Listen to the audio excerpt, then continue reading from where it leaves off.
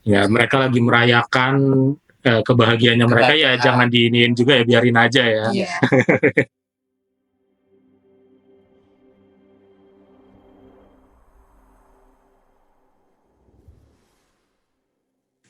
Berarti tadi ya pesannya ya, kalau mau belajar nanti dulu nggak apa-apa, kalau masih harus membenahi diri dulu nggak apa-apa, tapi jangan lupa tujuan akhir ya, tujuan utamanya. Problemnya belum terselesaikan untuk dapat PTN-nya tadi. Gitu, betul. Oke. Nah, sekarang nih, Kasat selalu ngerasa gini, UTBK SNBK itu kan kemarin paling 2 dari 10 yang diterima. Bahkan ada yang bilang sebenarnya 1 dari 10 yang diterima in total. Apalagi di jurusan kalian mungkin seperberapanya, kurang dari banget. Kalian yang kalau kalian bisa lolos, berarti ya outliers atau superior tuh pasti ada satu hal yang dilakukan yang beda gitu. Either itu jalur langitnya kah atau jalur usahanya kah gitu. Kalau dari kalian ada nggak yang kayak gitu tuh, merasa bahwa kayaknya ini deh Kak yang bikin aku diterima gitu. Ada nggak? Kalau misalkan kemarin nih ada Afif nih, dia tuh pokoknya aku tuh kalau tryout selalu dibahas lagi Kak, nggak ditutup, di hari itu juga harus selesai bahasnya gitu. Itu jalur ininya, belajarnya. Ada yang pokoknya aku tiap ketemu orang guru saling dulu, ini dulu kayak gitu. Jadi istilahnya jalur ragitnya mungkin lebih kuat gitu. Kalau kalian apa kayaknya? Rehan dulu deh, Rehan ada. Kalau aku Kak, kiat-kiat yang menurutku faktor terbesarku buat UTBK kayak. Pertama, sebenarnya kenapa aku memperjuangkan UI banget Kak? Itu karena orang tua ridho aku di situ Kak. Dan itu memberikan ya pasti keberkahan yang besar itu Kak. Keberkahan, abis itu namanya mental, namanya dukungan orang tua pasti kayak terdorong Kak. Dan percaya diri itu naik sampai beribu-ribu persen itu karena orang tua. Dah aku support kamu di sini, itu benar kayak wow, itu benar kayak membuatku bisa balik lagi itu Kak. Karena support dari orang tua. Supportnya tadi ya. Yang sesuai dengan harapan orang tua itu Kak. Tapi kamu nanya beneran atau ibu atau ayah tiba-tiba aku nanya dan orang tua sering ngomong juga. Sering ngomong juga. Kamu di UI aja, dekat dari rumah enak. Bisa gitu ya. Siap. Nah dia ada beda apapun ya, tapi kamu ngerasa kayaknya nggak semua orang ngelakuin ini gitu. Mungkin kebetulan aku ngelakuin atau apa gitu gimana? Mungkin kalau yang dari Afif tadi itu mirip sih Kak. Jadi kayak kalau misalnya saya tadi ngerjain TO ada yang belum saya pahamin, itu pulang pasti saya kaji ulang konsep yang belum saya pahami gitu. Jadi sampai bener-bener clear baru udah tenang. Dan ya faktornya juga mungkin latihan soal tiap hari sama doa orang tua juga sih Kak. Kalau di rumah tuh kayak ngeliat orang tua tahajud, sholat duha itu kan kayak wah berarti saya disupport banget sama orang tua, gak boleh sia-siain gitu. Ini juga harus maksimal doa sama usahanya. Tapi nanya nggak, ngobrol nggak tadi kayak misal kamu pengennya ke sini atau ke sini orang tua saya bebasin saya di mana pun bebas ya. Tapi yang penting iya kita mah pengennya yang top paling tinggi ya, top 5 ya. Oke. Dan kalau semenjak pulang dari asrama kan emang di rumah, jadi sering ngobrol sama orang tua juga kan. Gitu sih Kak. Jadi banyak. Jadi sama ya, kayak kira-kira ya berdua ya ngomong tentang restu orang tuanya gitu ya. Gitu. Jadi memang guys, jadi faktor X lainnya ya harus sudah selesai dulu nih sama orang tua. Misalkan kalau ada masalah atau ada keinginan atau ada yang belum ketemu, misalkan keinginan yang masih ganjel gitu, itu harus beres dulu. Kasat sering pernah bilang kayak gitu sih, jangan bikin aneh-aneh nih kalau lagi mau UTBK gitu. Either cuma nggak ngabarin kalau habis bimbel mau main dulu gitu. tapi yang penting ini jangan ada yang ganjel. Berarti itu ngaruh banget ya maksudnya buat kalian. Mungkin itulah ya salah satunya gitu yang bikin. Oke.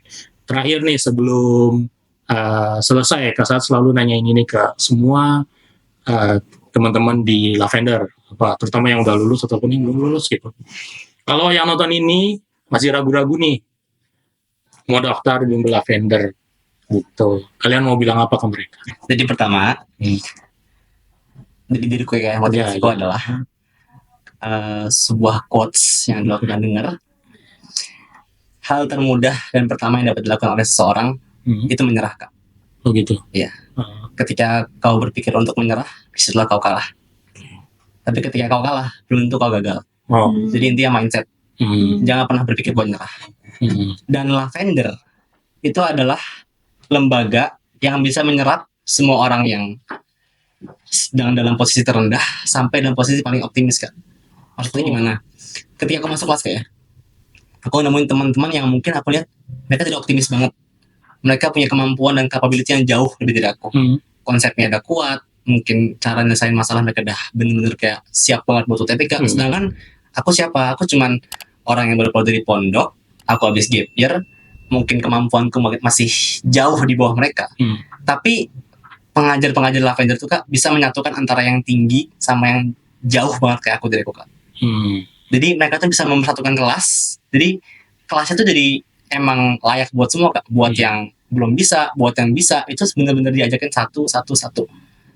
Dan itu sih, Kak, yang aku buat kagum sama Lavender.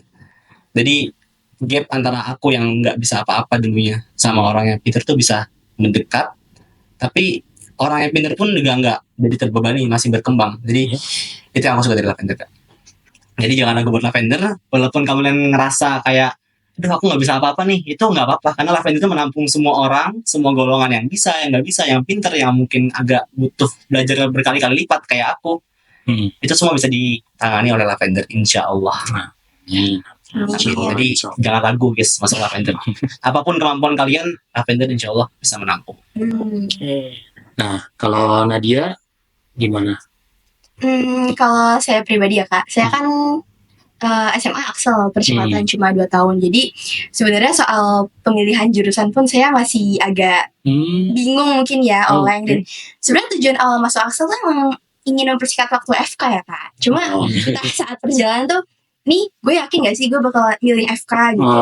Jadi dan ya di Lavender ini semua orang tuh terbuka banget gitu loh, kayak ngasih masukan soal jurusan, bahkan di mepet-mepet pendaftaran akun UTBK juga SNBT itu masih saya telepon masih ngangkat gitu loh, kan masih memberikan penjelasan dan nenangin. Jadi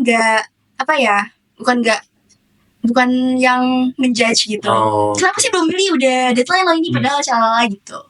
Dan setelah saya keterima UTBK juga alhamdulillah. Dan saya kan nanya kalau misalnya masih mau nyoba mandiri, itu masih bisa atau enggak, dan katanya masih bisa. Jadi ya itu sih, Kak.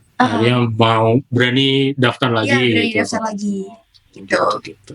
Oke. Jadi tadi ya konsultasinya bebas kalau mau nanya apa aja di Lavender. Itu juga buat yang tadi misal kalau di tempat lain yang crowded apa gitu susah nanya-nanya, mau nanya-nanya ke siapa bingung.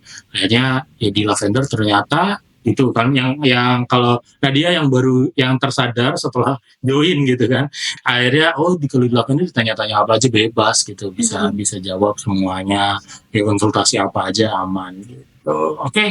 Thank you Rehan, thank you Nadia udah mampir, good luck ospeknya, good luck di UI-nya, mudah-mudahan lancar. Sarjana tepat waktu kah atau lebih cepat silakan. Dan dapat yang terbaik lah. Amin ya Allah. Oke, gitu aja dari Kasat. Untuk teman-teman yang pengen nanya-nanya bisa komen di bawah atau bisa bilang juga, Kak, aku pengen ini dong, nanyain tentang jurusan apa atau soal apa, bisa komen aja. Jangan lupa di-share dan di like video ini. Sampai ketemu di video lainnya. Dadah.